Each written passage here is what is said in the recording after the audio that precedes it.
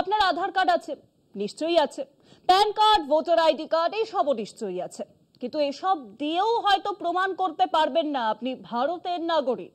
তার কারণ কি জানেন? আপনি যে বাঙালি, আপনি বাংলায় কথা বলেন। হ্যাঁ, রাজস্থান, মহারাষ্ট্র, ওড়িশা, ভারতের এরকম নানা রাজ্যে শুধুমাত্র বাংলায় কথা বলার অপরাধে গ্রেফতার করা হয়েছে বাঙালি পরিযায়ী শ্রমিকদের। বিজেপি শাসিত এই সব রাজ্যে আধার কার্ডের মতো বৈধ নথি দেখানোর পরেও ছাড় পাননি তারা। ঘটনা এত দূর গড়িয়েছে যে হস্তক্ষেপ করতে হয়েছে স্বয়ং মুখ্যমন্ত্রী মমতা বন্দ্যোপাধ্যায়কে। পাশাপাশি অসমের মুখ্যমন্ত্রী হেমন্ত বিশ্ব শর্মা তিনি বলেছেন, বাংলায় কথা বললেই বিদেশি।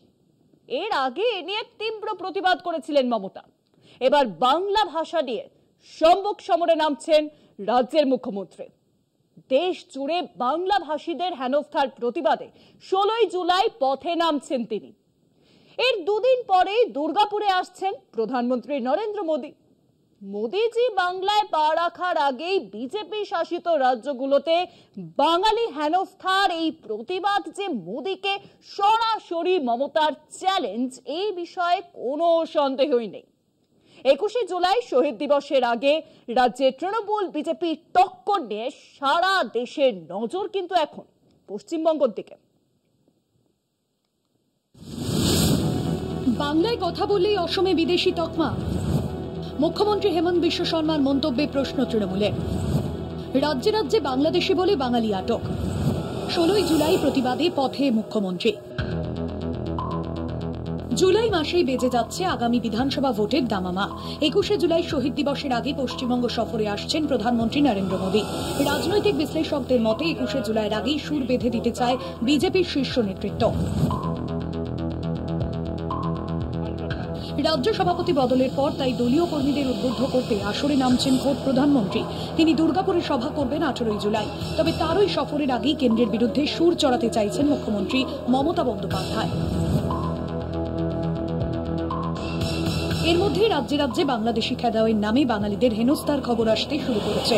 দেশজুড়ে বাংলাদেশি সন্দেহে বাঙালি আটকের সংখ্যা 687 জনের বেশি। ওড়িশায় আটক 548 জন। বাংলা ভাষাভাষীদের হেনস্থায় নতুন নাম হিসেবে উঠে এসেছে অসমের মুখ্যমন্ত্রীর নাম। হেমন্ত বিশ্ব শর্মার মতে বাংলায় কথা বললেই বিদেশি, আর এর বিরুদ্ধে সুর চড়িয়েছে তৃণমূল। বাঙালি ভাষা বললে সে নাকি বিদেশি হয়ে গেল। এ কোন ভারতীয় মুখ্যমন্ত্রী আসামে? বাংলা ভাষাভাষীদের বিরুদ্ধে দেশ জুড়ে যা চলছে তার প্রতিবাদ জানাতেই পথে নামছেন মমতা বন্দ্যোপাধ্যায়। আগামী 16 জুলাই বেলা 1টায় কলেজ স্কোয়ার থেকে ডরিনা ক্রসিং একটি মিছিল, প্রতিবাদ মিছিল হবে, যার নেতৃত্বে থাকবেন আমাদের নেত্রী সর্বজন শ্রদ্ধা মমতা বন্দ্যোপাধ্যায়। 21 জুলাইয়ের কয়েকদিন আগেই কেন পথে মুখ্যমন্ত্রী? তবে কি সেদিন থেকেই বেজে যাবে ভোটের দামামা? তৃণমূলের দাবি বাংলা ও বাঙালির স্বার্থেই পথে মমতা। ভোটের দামামা বাজাতে আসছেন প্রধানমন্ত্রী।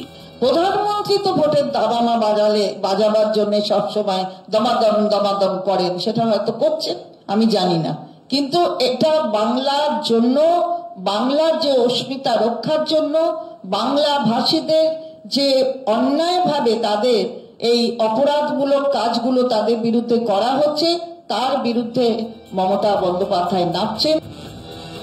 16 জুলাই বেলা 1টায় কলেজ স্কোয়ার থেকে শুরু হবে মুখ্যমন্ত্রীর মিছিল। শেষ হবে ডরিনা ক্রসিং এ। এই মিছিলে কলকাতা, হাওড়া, ভাঙড়, দমদম ও সল্টলেকের তৃণমূলের নেতা কর্মী সমর্থকরা সামিল হবেন।